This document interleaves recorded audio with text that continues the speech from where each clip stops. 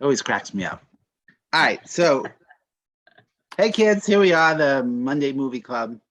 Yeah, that's what we're calling it. We're still doing Spider-Man. Here we are doing today Spider-Man Into the Spider-Verse from 2018, which won one Oscar for Best Animated Feature. I'm Frank Gaffney. Here with me is Amy Goldman. There you go. Joel Fenster. Wait, baby, it's what? Baby, it's cold outside. How cute is that? But inside is warm, I assume. That cup. Yeah. Inside the cup. And Mark Wotitz Gartner, who has a few Spider-Men up there. And Annie King, who was grading papers, I think, 5 seconds ago. Something. No? No, so I have all these papers here because I had a meeting on Thursday night and I spilled my entire cup of wine all over it. No. Blame it on the dog. And then when you get one. And our special guest, Lorna Key, who's in who loves Spider-Man more than life itself. Okay, Joel. Over the years, there have been multiple Spider-Man incarnations, and we see a lot of them here. But does this movie cover all of them? Oh my God, no. No. Wow. I thought, how many could there be? There's like, what, 6 in this movie? Yeah. All right. Okay. Seven if you count the Spider-Man of 2099 that appears at the end. There was an end one. You didn't watch the end credits, did you? I didn't know there was a sequence. Always watch. All right. Well, there's 10 minutes of credits. Good Lord. That's what the fast forward button's for. Yeah. All right. I don't have that on my computer. Oh. All right. So I love this movie. I love how it pokes fun at the other Spider-Man movies and TV shows and all of that. And, showing Tobey Maguire's geeky dance and then saying, we don't talk about this. Hysterical. Love it. Brilliant. And you're headed for a good time because this was obviously created by people who love Spider-Man. And that has been the whole MCU, I feel, that they love it so much that they try and cram everything in. And sometimes it's very fun and successful. And sometimes we're like, huh? Bill, don't you feel the same way? Oh, I love this movie. It's fantastic. I can't believe I've actually only watched it twice because there's so much good stuff in it. This is number 2 for me too. For people who've been Spider-Man fans, you've seen all the movies. I mean, I love the way that they do all of the different intros. It's not just that first one with the Chris Pine voiced over Peter. They do all of the others. I mean, some of them obviously get a little bit shorter shrift than the others just because. Well, it's so funny because that's the thing we were just complaining about with the Andrew Garfield having to go through the origin story again. Well, and here they dispatch it sometimes in 1 minute. They're like, that's it. Well, because here's the thing. We all know most of the Spider-Man stories. So they did slightly comical takes on them. Like, when you get the second Spider-Man, the one that's what's his face? The older, slightly punchier one. Peter B. Yes, the Peter B. Parker. You kind of get, and it's important to get the background because that sort of informs some of the character decisions that version of him makes throughout the movie. And vocally, Jake Johnson is just great. Yeah. Yeah. Oh, that's great. I mean, everybody that they picked, were fantastic. Even, Nick Cage as the Spider-Noir was one of my favorites, actually. Oh my God. I didn't know it was him. I had to actually look it up because I thought it was, what's his nuts from Park and Rec? Nick Offerman. Oh, really? Oh, wow. Yeah. Oh, Like, that's Nick Offerman. I think Nick Cage is such an obvious voice. Like, oh my God, it's Nick Cage. Yeah, right away. If you guys watch if you watch the special features too, the Meet the Cast, number one, they had whatever his name is, who plays Peter B. Parker. He's friends with the directors. So they basically just called him up and said, do you want the part? And he's like, sure. So that was, they said, easiest casting ever. And Nick Cage, when he was Jake Johnson. Jake Johnson, yeah. He was a New Girl. Correct. Yeah, I was gonna say the New Girl, yeah. And he was even in that other show I liked, and then he canceled after 1 year. I know him from Jurassic World. He was in too. The one that I got confused that I got wrong at first was Peter B. Porker. I thought that was Zach Braff. Porker. Again, at so first. John Mulaney. John Yeah. Mulaney, yeah. It Yeah. sounded like Zach Braff to me though the first time I heard Yeah. it. But And But, so uh, even in an animated film, there's product placement. Columbia Pictures is owned by Sony, and of course, Miles has somewhat Sony headphones. I love the "I love you, Dad" over the police car loudspeaker. Oh my gosh! But that, obviously screwed Miles at school for the rest of his life. And when Miles meets Gwen, why couldn't she say her name was Gwen? What did it matter what her name was? My name is It's Anybody? funny. All right, we went for a joke. it was funny, and maybe she wasn't sure if there was another Gwen in that universe because she knew. at that Oh, point I that she was see. in another Okay, I like universe, so that. maybe she didn't want to say her name was Gwen. I because of that. I like that because it could have been another Gwen. All right. Right. And the first time, this was a genuine LOL when Miles goes to try to fly, and then it cuts to the spiral staircase of him walking down. Absolutely. Yes. LOL. Like, Yes. oh my God. Yeah. I laughed and I laughed because, and even the music changed. It was like an abrupt, oh my gosh. Yeah. Just brilliant. So many Yeah. brilliant moments in this movie. Stan Lee, maybe they could animate all his appearances from now on. Oh, Don't give them ideas. And one of the Spideys said, and I don't know which one it was, she wanted kids and it scared me. Was that the Peter B who said that's that? pretty big. Yeah. But I mean, seriously, no kidding. Who knows what the Spidey DNA would yield? You could end up with Eric Stoltz and Fly 2. It'd be scary. Very With an scary. ass. And then when he's carrying all the computer shit and Peter B says, don't need the monitor. Oh, Right. yes. I was like, So oh much yeah, that's fun. a really good point. Oh Yeah. my God. The funny, so funny. And I loved how every new Spider-Man had the same framework for their backstory. That was so cute that it was, even though it was repeated all those times, every time it made me smile. Like, oh, no, we're gonna get them. And then we meet the 4 more versions.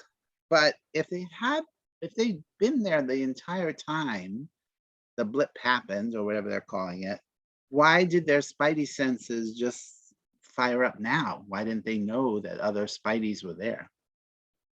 I'm asking anybody. I think it was only firing up when they got next to each other Yeah. to recognize that there's another spider person there. Oh, And they just figured each one, those 4 figured out, let's go find Aunt May first and figure this Yeah. out. Lily Tomlin, very funny. Yeah. Okay, and of course, in every version of Spider-Man, you have to lose your beloved uncle. So that's the thing. It's one of the things. And I love the whole comic bookness of the whole movie, the panels, the words in that frame, and then Miles even notices they're there. I mean, just so clever, just so clever. And then when Miles finally uses his powers, I got a little verklempt. Like, oh my God, that's so beautiful. Wasn't it beautiful, Aim? It was beautiful. And wait a minute, the pig version eating a hot dog, that's cannibalism. That's brilliant. If it's Hebrew Brilliant. National, it's, It's all beef. it's all That's beef. right. That's a good point. And Miles hearing Gwen's voice from where at the end? Exactly. The rest of the Wow. the Spider-Verse. Just go with it. It's a comic book. Well, that's setting up the sequel. Yeah. But Pretty much. and totally keeping in the tone of this fabulous, fabulous movie. And then of course 10 minutes of credits, and I didn't even bother to watch the after credit sequence. But I'm going with a very enthusiastic 3.5 stars on this one. It was brilliant. It really was. Everything about it was brilliant. Don't you agree, Bill? Yes, absolutely. I'm going to echo a lot of the things that you said. I loved the comic bookness of it. Just really well shot, really well paced, and an origin Like some story. of it was like that kind of pixelated thing you get when when the comic book doesn't get printed exactly right, and there's Yeah. that little. Oh yeah. bit of- You actually have Oh that. my gosh! I mean, like how brilliant. they made this. This was a love letter to Spider-Man in a lot of ways. I mean, Chris Pine as the original was great in the little bit that you get to see him. Shamik Moore was fantastic as Miles, and this was my first introduction to Miles Morales. So I loved the origin story. I loved the relationship with his parents and the fact that his dad was a cop, and they, the way that all shook out at the end when he goes. And it was great that when he got bit, he just went, "Bleh," Yeah. like Well, nothing. one of my away. laugh out loud moments is right at the end when he shows up and he's trying to deepen his voice at the very end when he's talking to his dad. And that's the moment that gets me when they're fighting Kingpin, all the other Spider-Men are gone, and he looks over and he sees his dad in the window, and he's like, oh crap, now, his dad watches Spider-Man fight, and his dad, who the whole time was saying Spider-Man's a vigilante, I don't like him, and all of a sudden his dad is pulling for him and he comes out at the end. But when he goes over and he's talking to his dad on the street at the very end, and he's trying to deepen his voice and trying to sound a little different, and he walks away and he goes, thanks. And he comes back, he goes, I love you. And he gives him the big hug, and the look on the dad's face is like, oh, okay.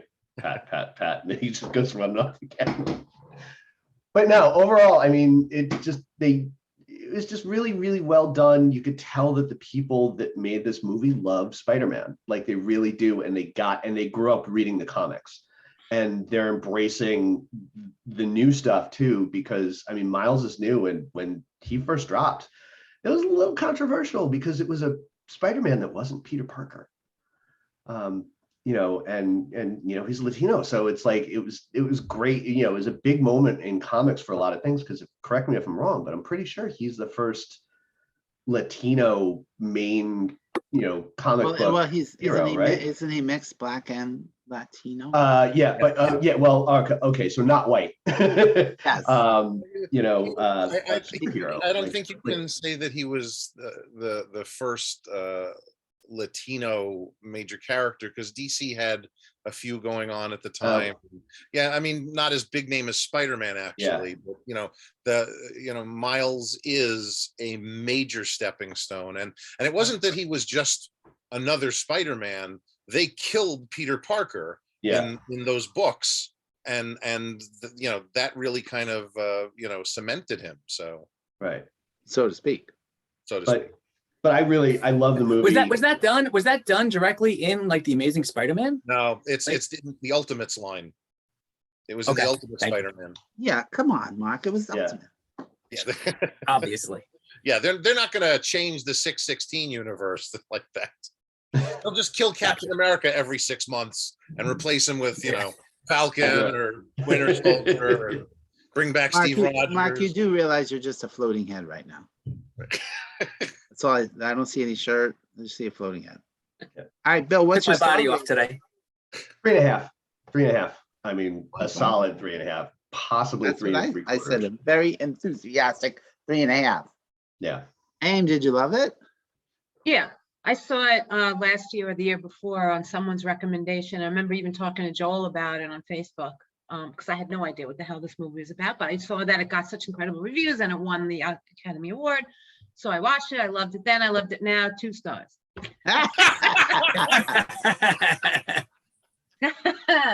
There's nothing really more I can say. I loved the acting. Everybody was brilliant. I loved the animation. It was beautiful to look at. It was funny and charming. I loved it. Also 3.5 stars. Except Kingpin. I didn't like him. I didn't like that weird look. I didn't like his voice. Joel, is that the look in the comic book with the little head and the big body like that? Well, it's closer to the comic book than Vincent D'Onofrio or I'm Michael blanking Clark on the Duncan. actor's name in the Affleck movie. Michael Clark Duncan. Thank you, Michael Clark Duncan. I've never been a fan of that. It's a weird look. It's I mean, in the comics, his head is not disproportionate to his body, like yours is, like mine is exactly. But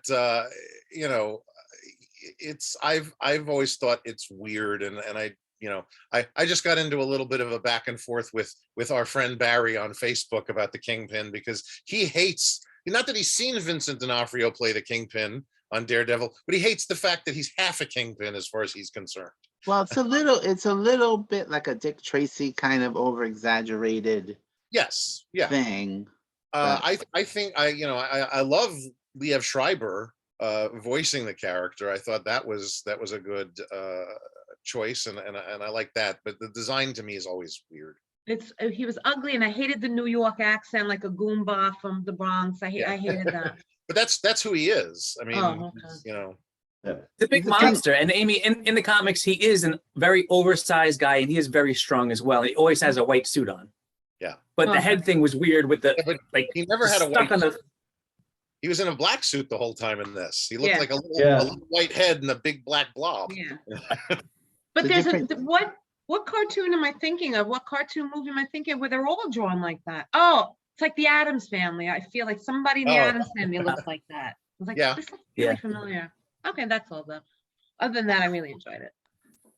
Anna, you agree? Yeah, it was my first time watching it, actually. I never got to see it when it was released, and it's just fun. It was a lot of fun.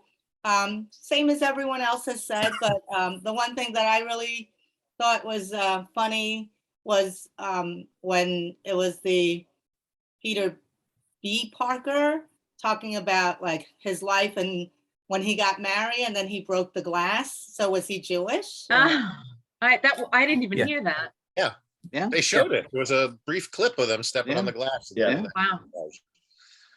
Yeah, so I thought that was funny because I didn't know that. And but it was a great, fun movie to watch. So 3.5 for me also. A very enthusiastic. Just like me. Mark, are you there too? Yeah, I think it's going to be a clean sweep, 3.5 stars. And I have to give props to Joel because when this movie first came out and I saw the previews, not knowing anything about the storyline from the comics, I had a very specific timeline that I read the comics from the very late 80s through the early 90s. And seeing him, in the clips turn invisible and shocking people, I was like, what the hell is going on? This is not Spider-Man. And Joel wrote a really good review and I went back and forth with him and I read about it.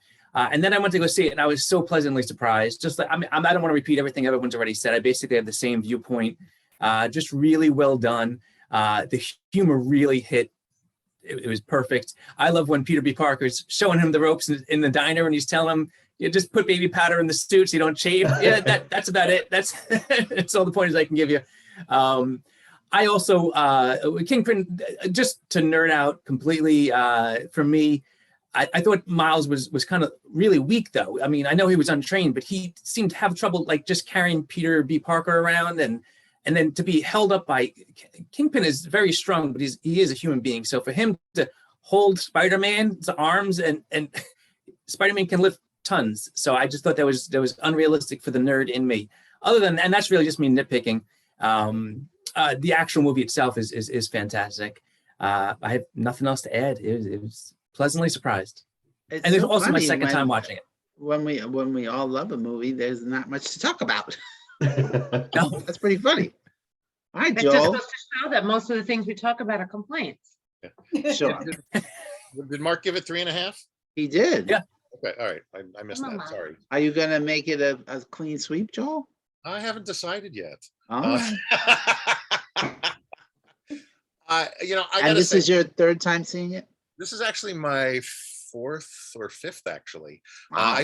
I saw it in the theaters with Duncan, and Malcolm had no interest at the time, and Natasha, I forget why she couldn't go. There was some reason. So it's just Duncan and I, and we walked out of that theater going, let's go see it again. We didn't, but But you did.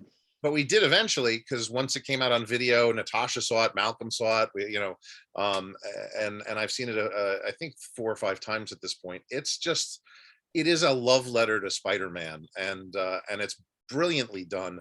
And it's funny because 2018 also got us another animated love letter to the other comic book universe with Teen Titans Go to the Movies, which is a completely off-kilter, wacky film that also has Nicolas Cage in it as Superman. So it was an interesting year for that kind of movie. And this one, for me personally, you know, I liked Spider-Man growing up. I did read some of the comics, but I actually read a lot of Spider-Ham, the John Mulaney character. He had his own book back in the mid to late 80s. Because there's just something funny about funny animals in superhero roles. So, you know, he'd be dealing with teaming up with like Captain America and I forget some of the others. There's a whole bunch of Marvel heroes that were, you know, have counterparts that are funny animals. And Doctor Strange, I think, was a crocodile or an alligator or something. But anyway. That's Loki. No, I was just gonna say that's Loki. No, in that comic, it was, Yeah. Joel, quick question on this topic that you're on. And when I was reading the synopsis, I don't know if this is correct, but the guy who wrote it, which is usually just people like us, said that Spider-Ham is a spider that was bit by a pig. Is that Yes. true? Originally, yeah. Originally, that was his origin. So he turned into a pig. It wasn't a spider. I don't think it wasn't a spider that was bit by A radioactive pig is what he said. Yeah, no, it was bit by a radioactive pig, but I can't remember if it was a spider. It's been a long time since I've read the stuff. So, Yeah. but yes, he had different origin. So Yeah, But then Spider-Ham he says looked it like in Spider-Ham's origin. He actually says, "I was bitten by a radioactive pig" right, in the movie. right. But I can't remember if he was a spider first or something else first. Does John Mulaney capture the voice in your head that you had for Spider Pig? You know, I never had. He's not Spider Pig. That's The Simpsons. Yeah, Oh, sorry. Spider-Ham. We had this big argument yesterday in the car when Natasha called him that. It's like the pig's name is Plopper and he's Spider Pig. So The pig's name is what? in Peter Porker.